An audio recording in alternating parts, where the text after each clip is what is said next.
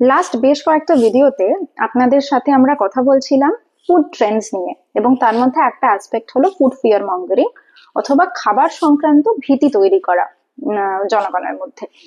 তো এটা নিয়ে তো আপনারা বেশ আলোচনা শুনেছেন। আজকে আমি একটা অন্য অ্যাসপেক্টের কথা বলতে চাই, সেটা হচ্ছে ফুড ট্রেন্ডস বা ডায়েট ট্রেন্ডস। কিছু কিছু এমন ট্রেন্ড আসে, অর্থাৎ ওই জোয়ারে গা ভাসানোর মতন অবস্থা। তো সেখানেই সেরকমই একটা অ্যাসপেক্ট হলো এই যে free diet, fat free diet, salt free diet, gluten free diet, lactose free diet. আচ্ছা, গ্লুটেন ফ্রিটা আমাদের লাগবে কখন? ল্যাকটোজ ফ্রিটা আমাদের লাগবে কখন? ফ্যাট ফ্রি কি আদৌ আদৌ ভালো? সল্ট ফ্রি কি দরকার?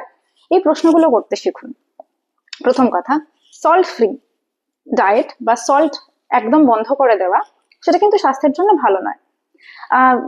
বিশ্ব স্বাস্থ্য সংস্থা বা WHO কিন্তু বলে যে 5 gram of salt every day আমাদের স্ট্যান্ডার্ড যারা হেলদি পপুলেশন তাদের জন্য সেফ। এবং এখন যদি কারোর ধরুন ব্লাড প্রেশার হাই থাকে, কিডনির কোনো সমস্যা থাকে, সোডিয়ামের যদি রেস্ট্রিকশন থাকে, ইডিমা থাকে অর্থাৎ শরীরের বিভিন্ন জায়গায় জল জমছে, অ্যাসাইটিস থাকে, সেই ক্ষেত্রে তখন সল্টের রেস্ট্রিকশন করা হয়। তখন সেইটা কিন্তু আপনার যে হেলথ কনসালটেন্ট, ডাক্তার হোক বা ডাইটিশিয়ান হোক, উনি ঠিক করবেন যে কতটা সল্ট আপনি খেতে পারবেন। তো সেটা কিন্তু একটা ক্যালকুলেশনের মাধ্যমে সেটা ডিসাইড হয়। এটা গেল সল্ট।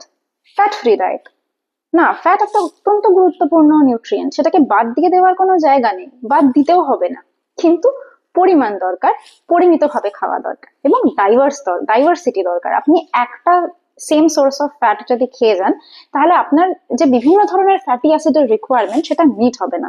তার কারণ বিভিন্ন ফ্যাট জাতীয় খাবার বিভিন্ন ফ্যাটি অ্যাসিড দিয়ে তৈরি, এবং আপনি যদি এক ধরনের খাবার খান তাহলে একই ধরনের ফ্যাটি অ্যাসিডও আপনি খাচ্ছেন। তো সেক্ষেত্রে ডাইভার্সিটি অর্থাৎ বৈচিত্র্য আনুন খাবারে। আর যদি বলি গ্লুটেন ফ্রি ডায়েট এবং lactose free diet, gluten sensitivity অর্থাৎ সিলিয়াক ডিজিজ বা ল্যাকটোজ ইনটলারেন্স কিন্তু একটা স্পেসিফিক ক্লিনিক্যাল কন্ডিশন। যারা যাদের প্রপার ডায়াগনোসিস হয়েছে, তাদের গ্লুটেনের ইনটলারেন্স আছে বা ল্যাকটোজের ইনটলারেন্স আছে, এটা কিন্তু কেবল তাদের জন্য প্রযোজ্য।